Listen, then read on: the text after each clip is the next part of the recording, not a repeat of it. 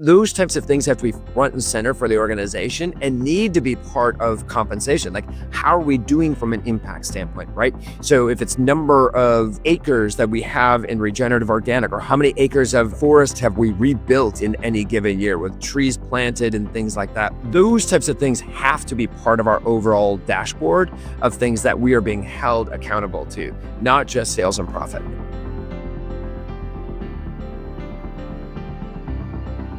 Hello, everyone, and welcome to this, our latest episode of The Conscious Capitalists, with myself, Timothy Henry, and my partner in making the world a better place through business, Raj Sisodia. Hi there, Raj. Hey, Timothy. Good to see you again. Good to see you again. And today we have a very special story about how we move beyond sustainability to regenerative business models, and in this case, specifically, regenerative agriculture, with one of the leading experts in that area and a company that's leading the way. Ben Mand, welcome to our show today. You're the CEO of Guayaki, Yerba Mate, and as CEO, he's the driving force behind their regenerative mission, leading initiatives to certify more of their products and ingredients to the ROC gold level, conserve and restore the Atlantic forest, and improve the livelihoods of producers and harvesters. Previously, as CEO of Harmless Harvest, Ben restructured the company's supply chain, achieving, and this is remarkable, 100% zero waste, converting to 100% rPET bottles, and implemented regenerative ag practices across more than 50% of their farms. Prior to that, he worked in various brand marketing and innovation roles at companies including Plum Organics, General Mills, J&J, and Interbrand. Ben, welcome to the show. Yeah, thanks for having me. I'm excited to be here. Well, let's begin with, first of all, pronouncing the name properly. Ben, can you do that for us? Yes, it's Guayaki Yerba Mate. Guayaki Yerba Mate. Now, I preface this by saying when my son was in high school, he was an international rock climber, and your company sponsored him, and we had cartons of this material all over my house, and he was famous at his school for having a locker full of yerba mate. He was the go-to guy at both the climbing gym and in his high school. So it's great to have you here, Ben. And maybe begin by giving us a little bit of background on the company. Where did it start? How did it start? And where are you now? Great. So I've been with Guayaki Yerba Mate for the last about 8 months. So, pretty new here, but have been spending a lot of time really getting to know the organization. And so let me first just start with, what is it, right? So Yerba Mate, it is like a tea, but it's not a tea. It's the Yerba Mate is a plant, and like tea, the leaves are caffeinated. And so we harvest the leaves, we dry them, mill them, we sell it either loose, which people drink it in either a gourd, which is how it's traditionally consumed down in South America, typically in Argentina, parts of Brazil, Uruguay, Paraguay. But we also, people use it in a French press. And then we also then make beverages out of it. So we brew it and then we make beverages. And that is probably what we're most famous for. Sounds like your son was a consumer of our beverages, which is certainly the lion's share of our business. Yerba Mate, what we love about Yerba Mate is, first of all, it is about community. It's about connection, right? It is typically, shared in a gourd, and there's a gourd circle and you pass it around. And so it is a very communal way to connect. And as a brand and our ethos, that is very much a part of who we are. But has the caffeine that you would associate with a cup of coffee, has the polyphenols and vitamins and minerals and stuff that you would associate with tea, has a theobromine, which is in chocolate, which gives you a little bit of that enjoyment factor. So, it's a really, most people describe it as a very smooth way to get, energy and really enjoy it that way. So we're really excited about the business that we have. So Ben, you're 8 months in the role. Of course, what brought you here? What was the driving force to move from where you were doing tremendous work in terms of supply chains and zero waste and why now? Why here? Well, I went to Harmless Harvest about 6 years ago, and I mean, I had an amazing experience there. And there was a fair amount of work to really revitalize the organization. First and foremost, the business was not profitable, was not growing fast enough. And when you take it over, its name is Harmless Harvest, and certainly had a lot of great principles and things it was doing, but it first of all, nothing is harmless. Let's just first establish that it is a great North Star, but nobody is harmless. But felt that we had a ways to go, and so spent 5.5 years really accelerating the growth, making the business profitable, streamlining the supply chain, but importantly, really doubling down on impact. And you ask why I come here, why I'm at Harmless, why I'm at any of these companies. It is because I fundamentally believe that business can be a force for good, right? I do feel that you can bring about positive change and positive impact. And so, for a regenerative business model, it is about starting all the way with our partners in the farms and how do we more, positively impact them? How do we make sure that we're paying well above the market rates and that we're working with them in their communities to build basic infrastructure and things like that, all the way through how we manufacture, bring it into the US. So, from seed to shelf, making sure that we have a positive impact all the way throughout the supply chain. I love it. I love it. You've come to the right place of business of being a force for good, clearly the consciousness and in conscious capital.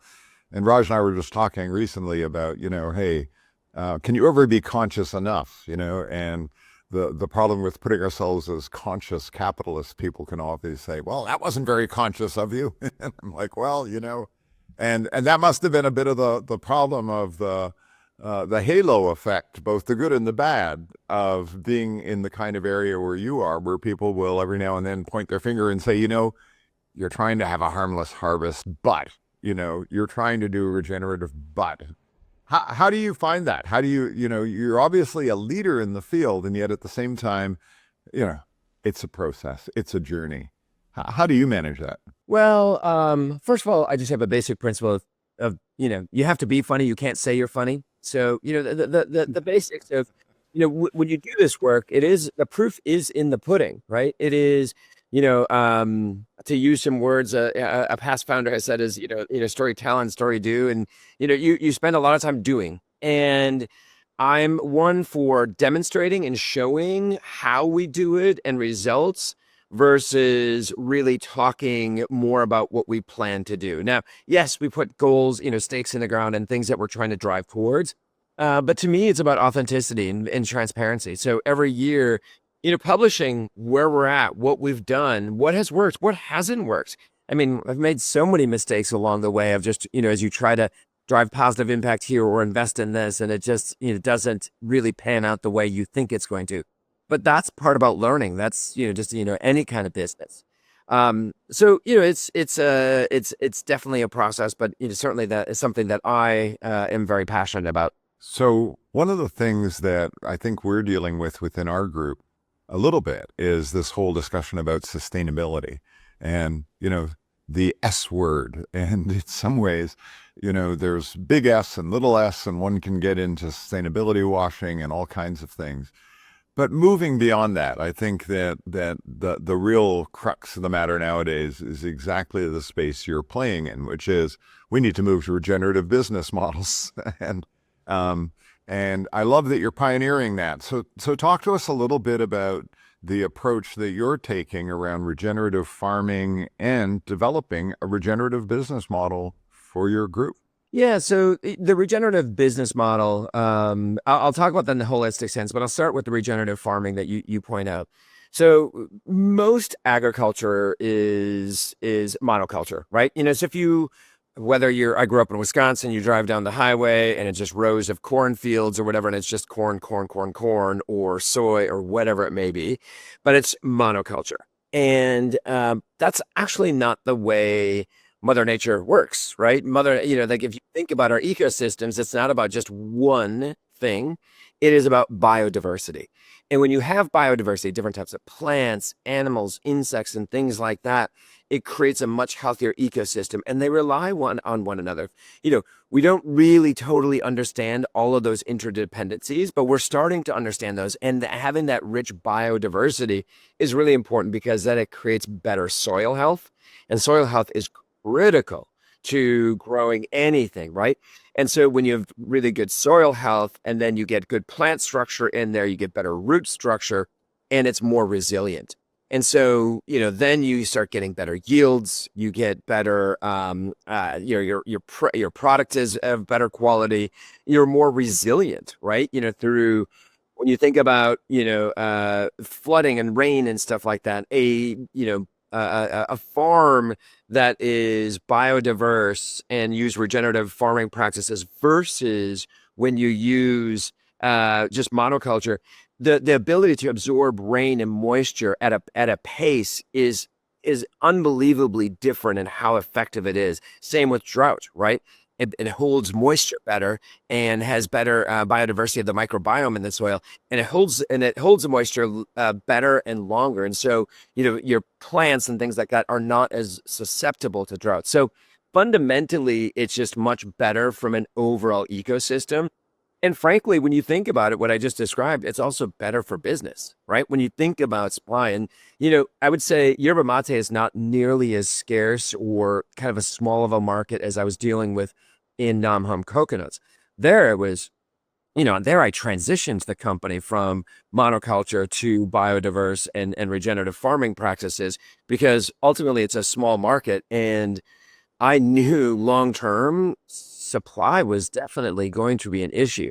So how do this is like an investment in our communities, investment in nature, and frankly, an investment in the business. So when you think about regenerative business and stuff, it is about the holistic is how can we have positive impacts? But I think what's important here, part of what I feel Guayaki, Yerba Mate, like what our role is and some of the other leaders is there have been long companies that have been successful at driving sales and profit. And we've seen over the last couple of decades, successful companies in terms of impact, but most of them haven't necessarily scaled into really successful businesses. And I do believe the business of the future are the businesses that can do both, right? That can really be successful from a sales and profit standpoint, but also very positive. And so, I want Guayaki Yerba Mate to be one of those businesses that demonstrates the resilience and the ability to drive impact and have better, sales and profit results than most any other company. Well, Ben, your the story felt very personal for me, because I come from a farming background. Both of my parents come from families that were large landowners in India. And I remember growing up, how vital and vibrant everything was on those farms.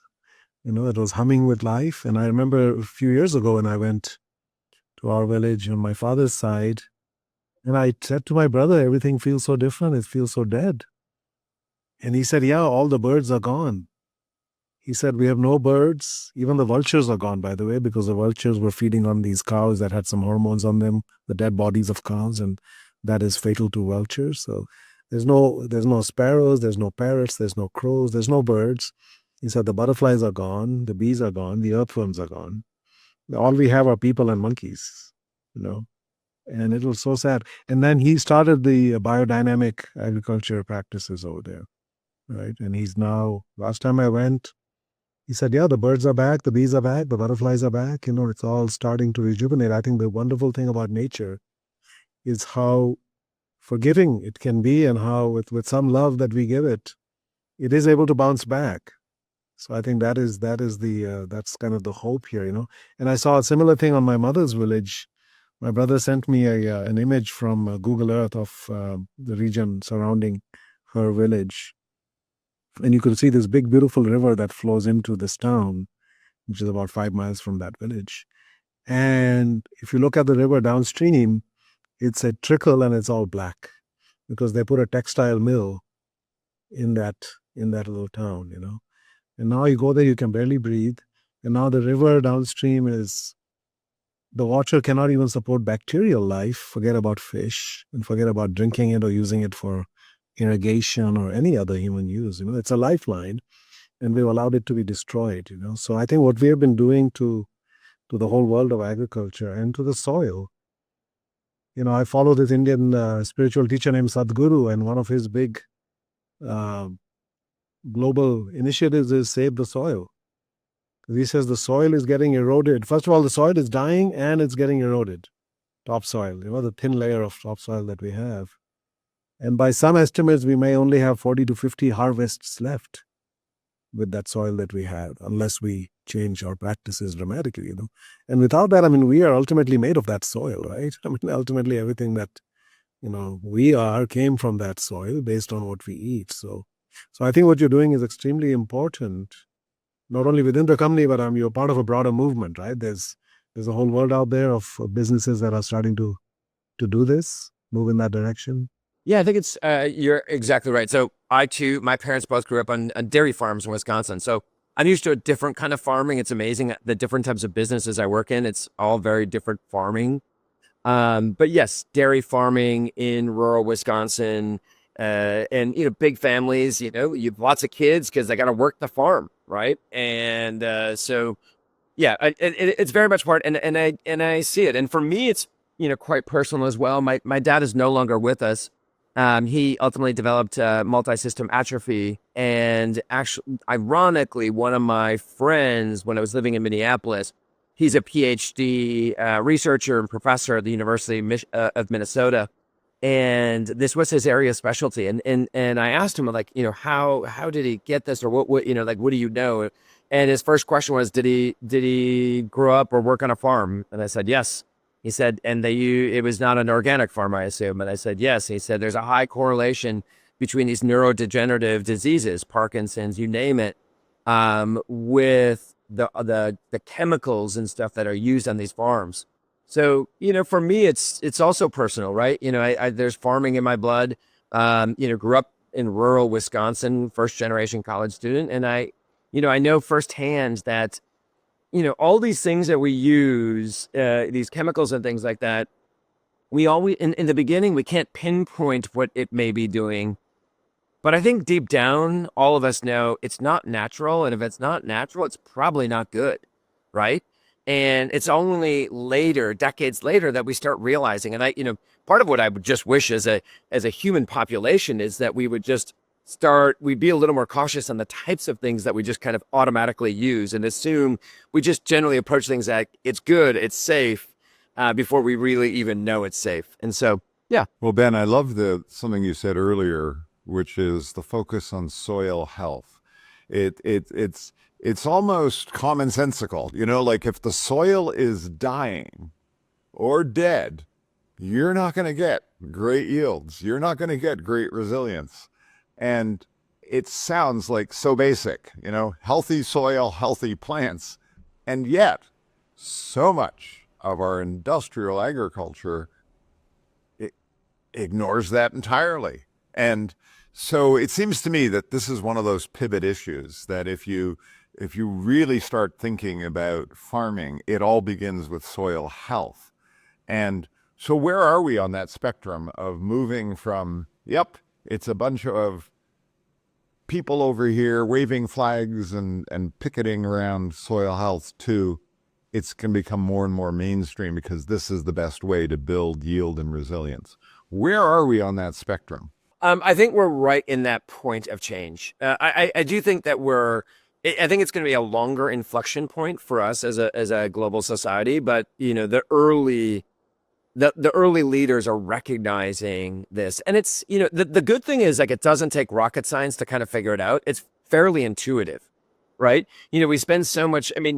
There's Mother Nature and all this type of stuff. When you think of the marvels of, like, what happens in the interdependence of all these things, and we're starting to recognize our own microbiome, and then there's a soil microbiome, and, like, when you start thinking about these things, you don't totally get it. But this notion of we're going to outsmart and use technology, whatever, to outsmart and outdo and have synthetic ways I think we're starting to recognize that there's so much we don't understand. So how do you outsmart something that you don't fully understand? And it may be better just to embrace the natural like interdependencies and how Mother Nature and how things actually work. And how do you work with that to drive superior results? And I think we're all starting to realize that both from the food and beverages we eat and drink, the chemicals that are used around us, how we grow, how we build things.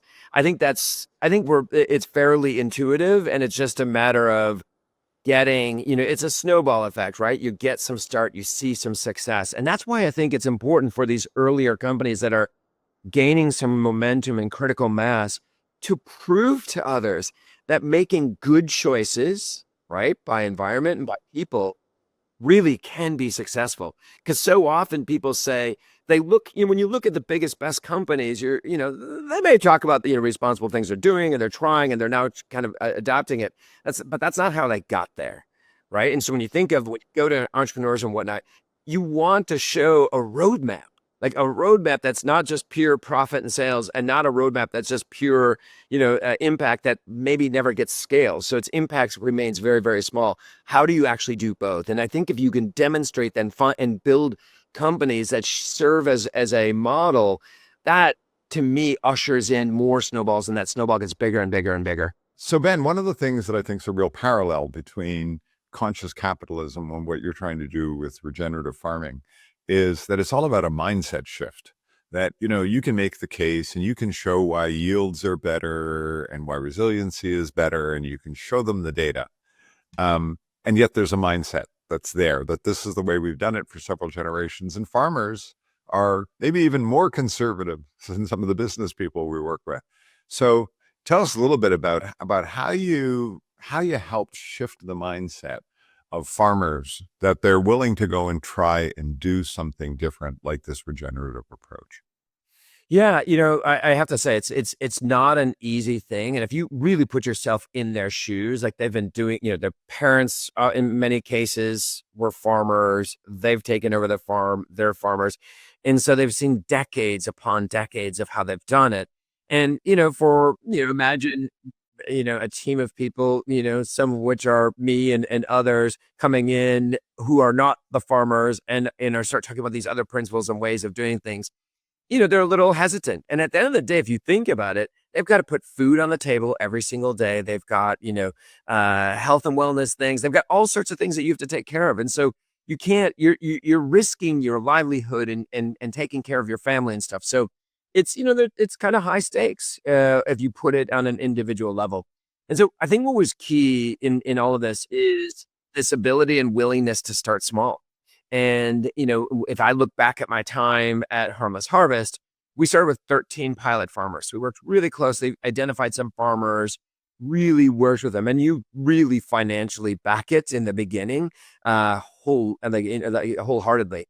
And you start there and you're doing that for 12, 18 months where you're getting the cover crops and the bees and the intercropping and things like that. And you're trying things and some things don't work. And I think it's important before you try and scale it big is like what works, what doesn't work, right? What are the things that farmers tend to really like? What are some of the outcomes you're seeing? There were some surprising benefits that we didn't even realize or anticipate ahead of time. Now, and with hindsight, we should have anticipated them, or we could have thought about it, but they're good benefits. And what happens is then you get this peer to peer. So after 12 months, 18 months, when you then have some of those other farmers come to these farms, and some of these farms have either organic monoculture in one part and then biodiverse in the other part. And there's seeing differences when you actually, dig up some soil and dig up some soil, you compare the data on the moisture levels, the microbiome of the soil and stuff like that. Farmers starting to talk about like they're already seeing some differences in yields. And this is right. I mean, we're not talking about like farms that are 30 kilometers apart. We're talking the same farm, but different parts of the farm. And so then other farmers start trying it. They start getting some success. And so it is about you. Unfortunately, I know we're all, I'm very impatient. I want to drive change faster, but you have to put one foot in front of the other. And especially when it's a very different thing. And it's hard for me to have credibility there, but it comes much better with actual proof from peers, other farmers that they know. And that's when you see the success. And if I look back to just think about it, my parents grew up on farms, and there was dairy farms in Wisconsin. you know, uh, I often would see, you go to the grain mill and you're dropping off your grains or whatever, and then they're all talking and they're talking about yields and they're talking about things they're using. That peer-to-peer, behavior exists the worldwide. And so like, it's, you got to tap into that. And that's how you start bringing about change. So Ben, my father got his PhD in agriculture science, in plant genetics, and he was part of that green revolution in the 60s that had happened here, and then was reaching India. India had gone through many famines and was not able to produce enough food to feed the population. So his whole thing was about, we need to be able to produce the amount of food that we need. And I think, till the end, he was a believer in chemical agriculture, because he thought without that, we can't feed 8 billion people on this planet. And so that's one of the questions that I have, is that if indeed industrial agriculture and everything goes towards this way of being, which in the long run we know is healthier for the soil and for our future, are we actually able to generate the yields? Because in a way, that kind of farming gives you, it's like profit maximization, right? It gives you so much you can extract from the soil, and then with all the added fertilizers and so forth. But do we have a case that we can make today that this way of agriculture, these regenerative, biodynamic, etc., will overall on a global level produce enough food for us? I certainly think it gives us our best chance. And I don't know as if there's any one thing, right? You think about food in deserts and, the Middle East or wherever it may be, like there's certainly some challenging areas. I think we have to do a better job of matching kind of our local ecosystem and what you really can cultivate there, and embracing that and then maximizing that.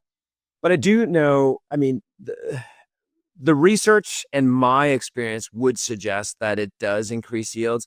And then it even goes further if you start building in other practices. So one of the things that we started working on, and that is an interest of mine for Guayaki, certainly in various aspects, is biochar, right? So, we didn't know what to do with these coconut husks. We had tried a lot of different things.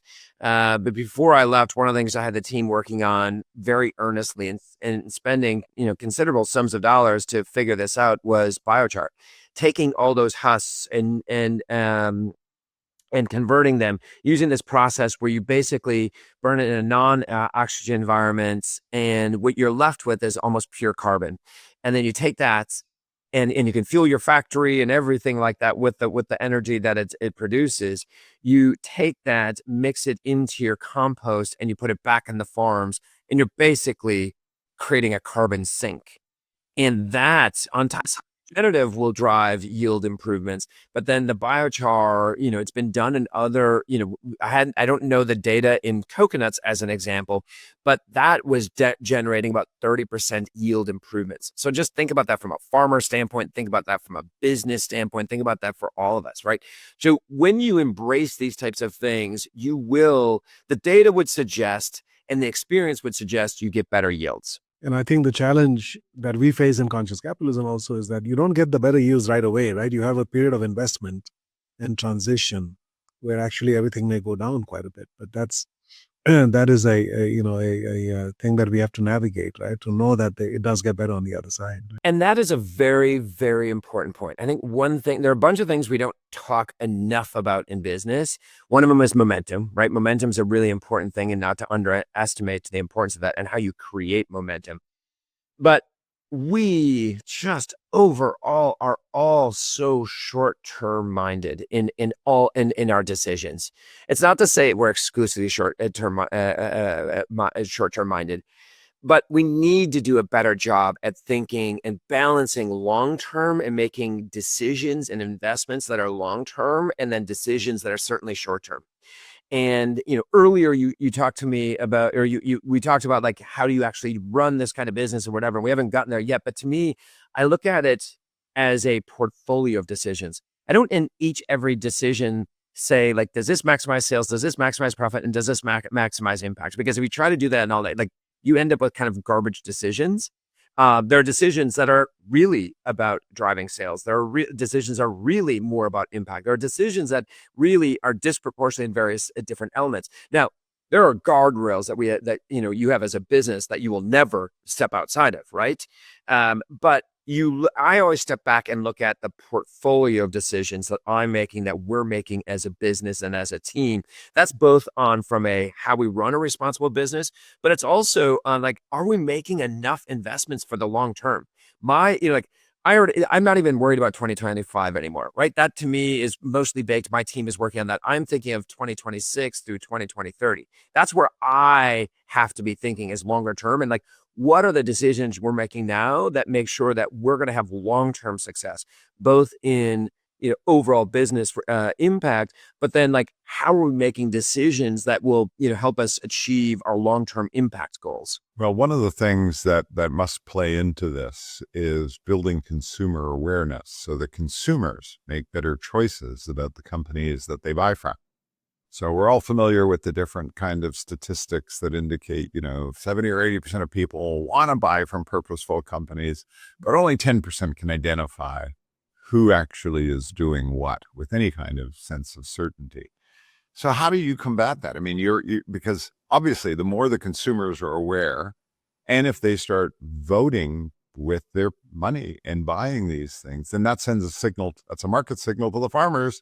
This is working. This is important. This gets you a premium. This is why you want to do it. How do we address that on the consumer side and not confuse them with way too many different certifications, but a few that they can look at and then go, oh, okay, I get it. Yeah, I think I'm going to break that down into a few components. One, just start with the basic premise that, yes, I agree. There's 80% of consumers, if you say like, do you want to do something that's good for the environment? Like, well, of course, yeah, I'll raise my hand. Good for people and communities. Yep, that makes sense. And there is a gap between what you say you want to support and what you actually do. For the first time in generations, we are seeing that gap close. So I think the fact that we're recognizing that we are in a crisis and that it is time to start making change, and that maybe government and institutions and stuff like that are not going to move as fast as we feel we can. And there are small choices we can make both from a lifestyle standpoint and the types of products that we buy that can start driving positive impact. So that is starting to happen. But a few things that really are important. One is, I think there's always this notion and this idea that we all want to create kind of our own unique, way of doing things, and then our own little icon, our own little language. Like, that confuses things. So I'm always about, how do we make it consistent with the rest? So, we're working on certifying and having a standard for sure, make your own yerba mate. And the team is like, you can develop this icon. I'm like, how, like, what has it done for coffee? What has it done for others? Like, how do you make it just as similar or same, or what? Like, don't create a whole different like icon that people have to learn. Like, it's too hard from a consumer standpoint. So you need a lot more consistency. The other thing to think about is we always look at the manufacturers and we say, like, you got to do more, you're making these choices. Great. So you do it, you take on all these costs, you do all these types of things, and now you have a product. It is also, we don't talk much about the retailers, right? Whether it be an online or brick and mortar, what are they doing to support it? Because on the package, when you have a package, you can only put so much on there. You've got like 2 seconds max with a consumer. So I certainly can't talk about all the regenerative practices and stuff like that, because at the end of the day, people have a basic need that they're looking for. Like, I'm really dehydrated. I need something, or I need a boost, or I need a whatever. I need to like telegraphically understand what these products are and what it potentially does for me is the first order of business. And so you can't not do that as if you're a manufacturer. So how do you start getting that bigger story together? Retailers also, both what the products they put on shelf, the communications you have in that area. These are the better for the planet kind of choices. When they do merchandising events, end caps, or whatever it may be, this is about like, these are fair for life or fair trade kind of businesses that are working, to better communities. And you have an assortment of products in there.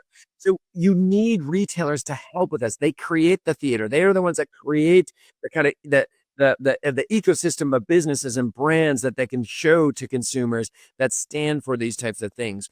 It is we have to like create products. It's hard enough to communicate a few things on your package. We can't also do all the education. You think of these small businesses, they may only have $100,000 in marketing budget for the entire year to do everything. Well, we live in a very big, complicated country. Like the $100,000 doesn't even, that won't even do your small little community justice. So it's, we all have to work against it, including retailers.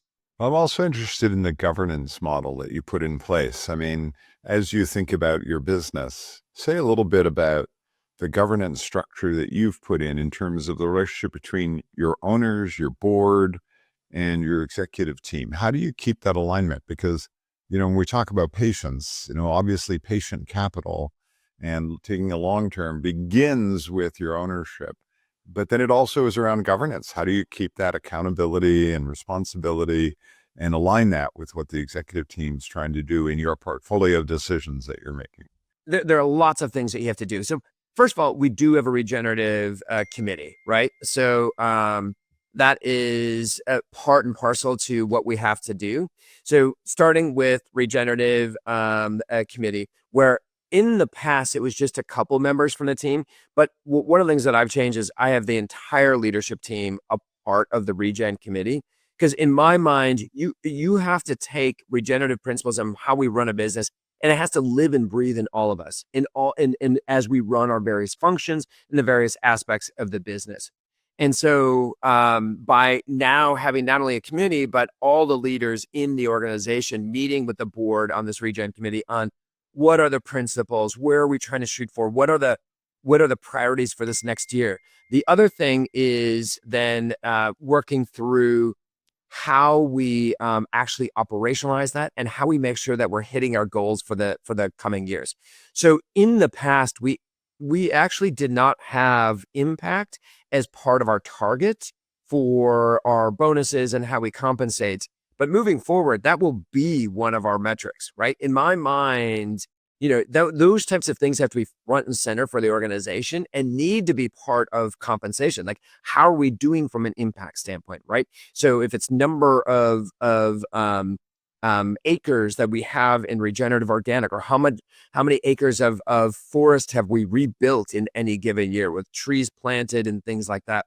So those types of things have to be part of our overall dashboard of things that we are being held accountable to, not just sales and profit. And so it is all the little things of making it a part of our overall business, having leaders part of it, hiring. For anybody out there who, ever interviews with me, the most important question I ask is, why do you want to be here?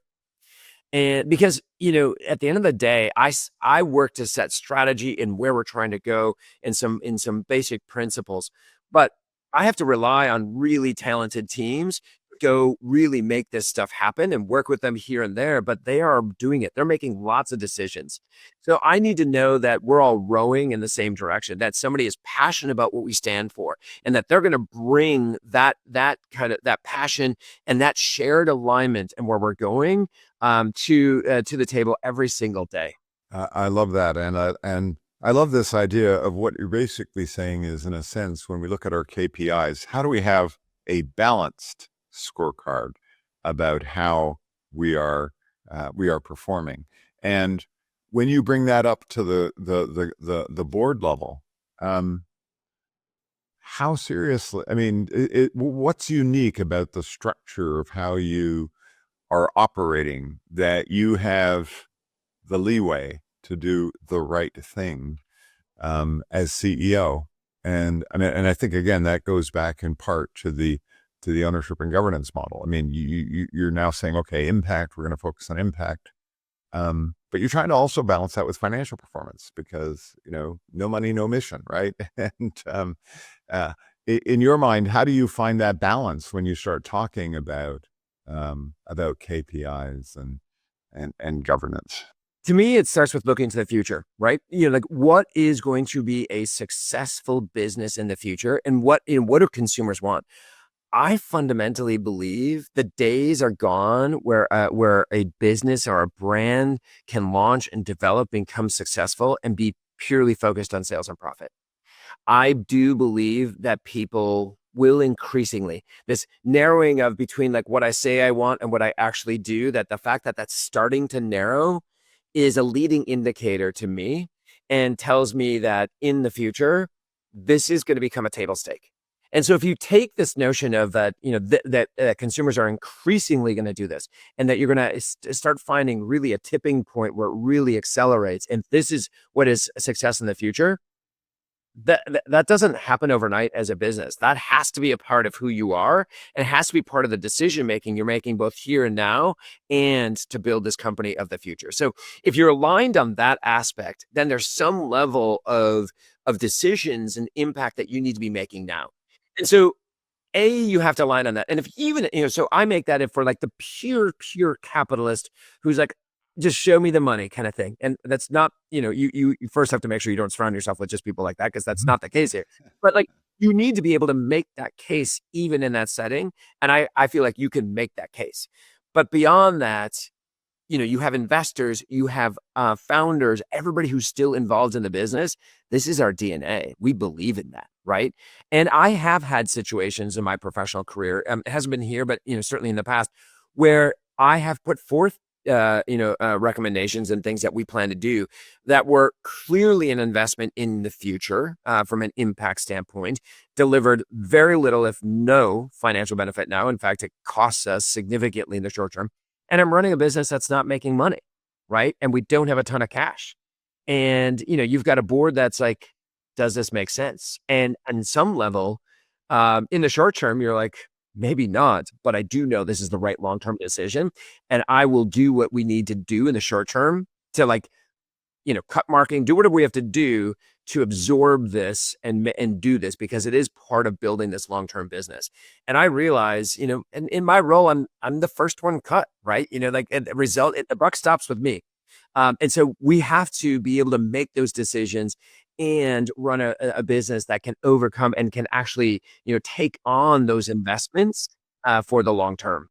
So Ben, one of the things that I'm talking a lot about with our community is how do we make conscious capitalism relevant to their business? And one point that we've touched on about some of the things that you've done with regards to your supply chain and cleaning it up and having, real good line of sight.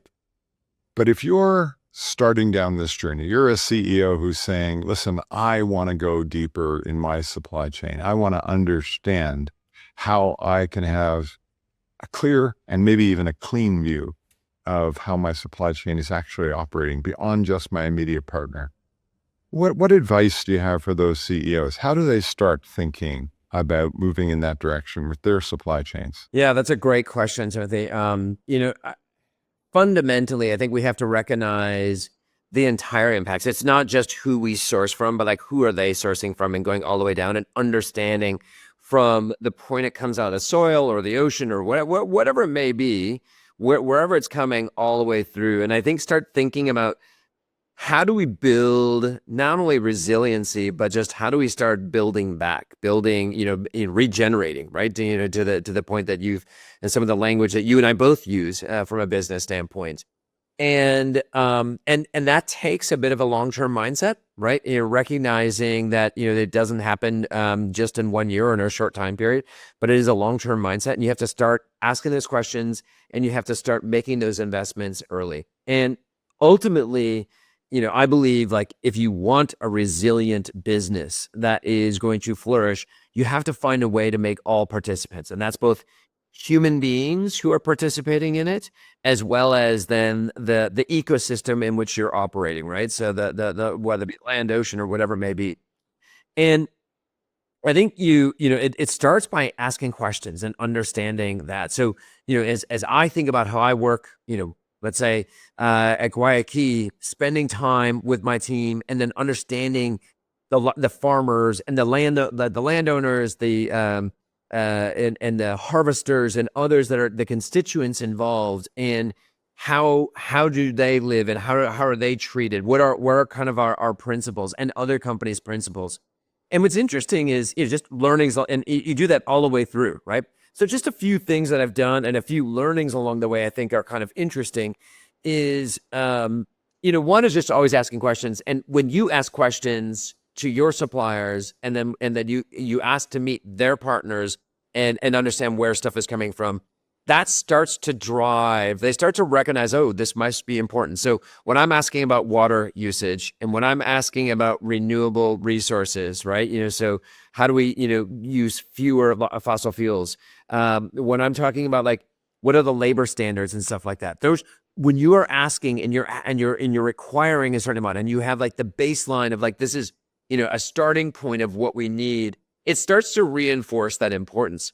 But when you start doing those things, and so as I've now looking at, whether I look at co-packers or whatever it may be, how they compensate employees, what kind of is their philosophy, and what they do is really important, because that also suggests then better retention, better quality, better, fewer downtimes, or when people have to jump through the hoops to kind of do stuff, they're engaged, they enjoy their jobs, they're well compensated, and you get better results. And so as business leaders, recognizing that, when and it's an old adage I got, waiting tables in college was, you have to give in order to get. That was one of the things that I think everybody learns if you haven't had a job as a waiter or waitress or a bartender in college, God, you've missed something, because I've so many business leaders go back to that tent. Yeah, and you just have to give in order to get. I remember his nickname was Peppino, was Giuseppe Gargano. He would always say that, and it really, his words really stuck with me. It was a principle that was true to me already, but it really stuck with me, and just having that longer term mindset. The other is just, as I was at Harmless Harvest, I made the decision early on to start transitioning that company to regenerative organic farming. And it's a big cost to take, a company that is monoculture. And, you imagine these farmers, have had generations of farming in a certain way, and starting that migration, investing a lot of money, doing a pilot program and stuff.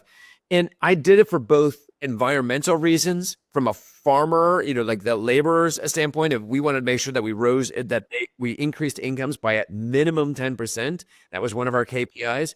But I also did it for the business, because I know if we start implementing these processes, I have, during times of drought, I have better resilience, because I have better soil health, which is full of good bacteria. So you get the good microbiome of the soil, and better moisture retention. And moisture retention drives yields on coconut water, right? There's more water in the nuts. There are more coconuts per bunch. Like, it makes good business sense too. But, we wouldn't see the benefits of that probably for 5 to 8 years. But long term, when you're building something, it is about making the right decision. And that's something that you have to get real on with your teams that you work with, is like, make the right decision, not the expedient decision, not the, what's convenient to me or to here and now. What ultimately is the right decision on the type of company, the type of business that we're trying to build? No, I love it. So a couple things that I took away from that. One hand, there are a set of short-term things, relatively short-term things, which are sort of on the defense or preventative side. So let me understand what labor practices are. Are we messing up anywhere? So let me just understand, what is the environmental approach? So there's sort of this almost check for badness. Anything bad going on here? All right, good. Now there's sort of a longer term perspective that I heard you talk about, which is, if we're really looking for resilience and innovation in our supply chains longer term, now we go a level deeper. Now we're trying to understand, like you said, in your case, all the way back to the farmer and the coconuts, and sort of say, if we wanted a more resilient supply chain, how do we do that longer term? Where are the pain points? Where are the opportunities for us to partner to create value in the long term? Because some of these things don't happen overnight. So there's almost like a short-term set of fix, do no evil. And then there's a longer-term mindset, which is saying, how do we get more innovative? How do we get more resilient in our supply chains, particularly if they're global and long? Is that a fair summary? Yeah. No, I think that encapsulates a good chunk of it. The second thing another thing I wanted to you brought up the word regenerative, and I've had this, since I've been on the job, not that long, but people have been coming to me and saying, you ought to have a fifth pillar and you ought to call it sustainability. And, I get into a debate then with them about big S sustainability and little s sustainability and what do they really mean? Some cases it gets politicized very quickly because you get into ESG discussions and those are important discussions to have, but not within our conscious capitalism framework. So I'm looking for another word. And the word that really struck me from our discussion earlier and you just brought up is this idea of regenerative business models. Now, that's really obvious when we start talking about regenerative farming, right? Because yes, and I'm curious. So you're a conscious capitalist CEO, and you're sort of saying, okay, I want to have a regenerative business model, or I want to go explore that. What do we tell them? How do we help them begin to understand what are like the first couple steps you take to go down this path of thinking in terms of a circular economy, a regenerative business model? How do we help them? Yeah, for me, and I'll talk about it from a personal standpoint, how I think about it, because I've heard people, talk about it in they use different language, but I think there's some similar principles. For me, I start with the basic idea, like most business is extractive or destructive or whatever. There are winners and losers, and there's how do you divide the value pie, and it's usually divided. A few people win, a small minority win, and and that includes environment, that includes everything, right? So how do you think about it? How do we create ways where you're adding positive, where you're actually working to build up, whether it be environment, the communities from who you partner with, the types of partners that you have. I even just, as I'm, new, I'd say, only 9 months with Guayaki, Yerba Mate, we're looking at co-packers, we're looking at different partners and sourcing and stuff like that. And we have to, kind of strengthen this overall business. But, for me, every partnership this is something I always say is like, we're only successful if you're winning and we're winning. Like that it has to be a mutually beneficial, because if I win and you're not winning, that's not a partnership and that doesn't last long, and vice versa. It doesn't work. So how do we work together, right? And what is, success, right? So I'm always asking about, like, we manufacture in California, like, what is our water usage? How are we measuring that? How are we improving that? There's a lot of those kind of tangible things that are like, how do we make sure that we're working not only responsibly, but how do we kind of build back, even stronger? And it takes, it is a little more resource intensive, quite honestly, right? But it is the right thing, because you build stronger partnerships, stronger supply chains and relationships. Whether you're making investments in regenerative farming, which we know is certainly better from a long-term standpoint on soil health and then yields and whatnot, but just in the communities, right?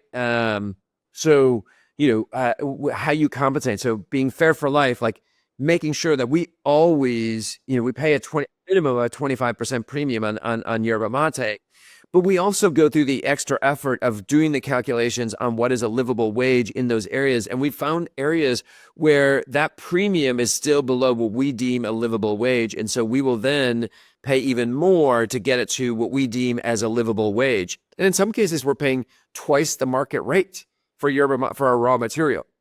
But ultimately, we have teams that work. And what we find is then people want to work with us, and then they want to do regenerative or farming principles, because if they're making 25% more, 50%, 75% more, now I have confidence that I have supply. We have partners that we've been partnering with for over 20 years. These are indigenous communities that we've been working with and building up the capability and the skills, and the types of jobs. It's not just the raw material, but it's now working with them and teaching them how to process and dry their yerba mate. And so now we not only pay for the actual raw material, but we're paying a tolling rate because they're now processing. And so now they have people who do the processing. They have quality people. They have a little, there's a small factory we worked with them to build.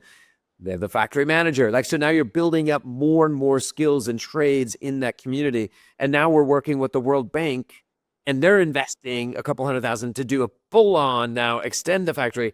And now when you think about it, that community is not only just harvesting yerba mate, but they now have all these different trades and activities and stuff that the community takes on. There's pride in their work. They really can make a good living for themselves and their families and whatnot. So it's when you do that, you start building a far more resilient, far more regenerative kind of ecosystem. And it takes time, but it's beneficial for us. It's beneficial for them. And I think that's a change in how we do business. That's not how we've done business over the last how many centuries. It is really starting to think that, you know what, this is the Mother Earth is, has limited resources, and we can, and we are, as we're operating right now, seriously damaging and to the point where we have a crisis obviously on our hands, and we have to change the way we do things if we are to flourish. Well, it's interesting because, one of our 4 tenets, of course, is stakeholder orientation. And, first of all, it's know your stakeholders, know who they are, know their pain points and that kind of thing. Where is there opportunity to create value? But then we also have a second thing, which is sort of a mindset. And the mindset is, where do we look for win-win solutions? Now, there's some who sit back and say, oh, that's hogwash. There's no such thing. There's always trade-offs. And we say, well, there may be tensions. But as my friend John Mackey, the co-founder of Whole Foods says, he says, well, whenever people move from win-win to win-lose, it's because they haven't taken the time to be creative, to look for the creative, innovative solution. They've fallen back because they're lazy. And in some ways, what I hear in your comments is certainly looking at our supply partners. It's how do we create relationships? Because we say an important part of that is a relationship rather than a transaction. Because you're in a transactional kind of thing, then it is much more often, I do business with you because you're the low cost, or, you give me the biggest volume discount for XYZ. And that's transactional versus truly building relationship and relationship capital, which then allows both parties to have trust that we can go and innovate here. We can both start to work and sit down and devote some time to figuring out how do we make this a win-win. And it seems to me that sort of lies at the core of even beginning to think about regenerative business models. Absolutely. So just to give you some real life examples that are occurring kind of right now. Go ahead. We love real life examples. Yeah. And, as we're working on like how we manufacture and stuff, and like I've been very transparent. You enter in discussions with potential partners or existing partners, and it typically is like, who's going to win this negotiation? Who's, what are we going to do? And what I've been very clear on is like, we can do better as a team. And I said, and I've been very clear, like, listen, we need to step back. We need to understand how we can be more efficient, how we can work better with you guys, because I think we're requiring some things that is driving a lot of costs. And frankly, we need to bring the costs down. But how do we work together? And so what it has resulted in is it is like lowered the pressure for everybody. And we've gone through step by step, and we've now realized all sorts of things that we require that really aren't all that important to us, but they drive a lot of costs. Like what? Like, Ben, give me a couple of examples of that. So we do certain types of filtration at various different steps, and it's not necessarily needed in the upfront. And that alone is causing that, plus like how we clean out in the processing, is causing a lot of extra time, and means our batching and how we put our products together cannot keep up with the line speed. And so what that means is you can't get the throughput that you want, right?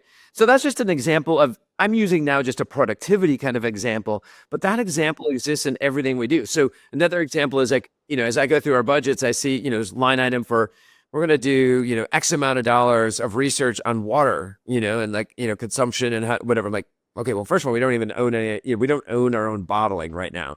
Right. And this is important. I think water is really important, but I was like, I'd rather take those dollars, and then when we meet with our co-packers who are actually doing the bottling, let's build in some incentives. And I'd rather just put the money into practice, into actually driving results, rather than a theoretical, like, let's know more and more and more, which is, I think sometimes we all want to do more research, and we want to do studies, and we want to do whatever. I'm like, I would rather get it in and get it done. And so in these conversations, they're excited about that, because I'm like, okay, I'll put a $25,000 kicker for if we get to this, another 25 when we get to this, and it's just, we write your check because it's important to us. We want to drive positive change. And now it's actually more efficient for you when you use less water and you're more efficient with it. But like, we're actually helping pay for the infrastructure that it might take to do those types of things. And so it becomes not only just the, what are we doing from a water, what are we doing from a renewable standpoint? We start putting money into these contracts that are important to us as a sustainable business, but it now makes them more profitable. Those are dollars they would have never seen. And instead of doing theoretical research, let's put it into practice, right? I want dollars to, like, I'm going to give you money to, and I spend less on research, and we just actually do it. Spend less on research, actually do it. I like that. That's a good motto, Ben. Well, Ben, you've been wonderful. And of course, the last very important question is, I went on your website to order some Guayaki Yerba Mate. Yes. So I got some of that. Then I went over to the cans, and I was like really stuck on what so many different varieties. So I think it's the berry licious. So that led me to wonder, what's Ben's favorite flavor? So Or Ben Mate, what's your favorite? So I have a few favorites. It depends. If I'm more hedonic and want like the best tasting, I personally prefer enlightenment. So I'm a fan philosophically and no. Yes, I love mint. I would say we have a plain unsweetened that I quite enjoy. I drink that as well. That's in a glass jar. But I often brew, so I'll do it as a French press. So I'll take the loose leaf that you picked up, and I'll just put it in a French press. And sometimes I'll have it just plain, or sometimes I'll just add a little mint or some ginger and lemon or something like that. And I'll let it steep for a while, and then I'll press it down, and I consume that, and I enjoy that. That's I would say that's what I do every morning is a French press. Ben, thank you for walking us through all of the things you're doing to make this regenerative business model work and to promote regenerative farming. It's inspiring work, and I think it is the future. And we're going to hear a lot more about this approach to business and to farming and our food. So thank you for being on the cutting edge and driving that for us. Thank you, Ben Mand. It's been my pleasure. Thanks, Timothy. Thanks, Raj, for having me here. I really enjoyed the conversation. There's a lot of work to do, but it's exciting work.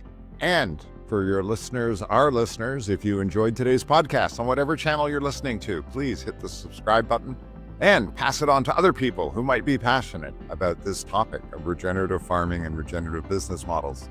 And if you so moved, go over to Apple and iTunes and give us a rating, give us some feedback. We always love to hear your thoughts and comments. And thank you to Conscious Capitalism, which sponsors this, and to Rainbow Production, which produces it each week. Thank you, and we'll see you next week.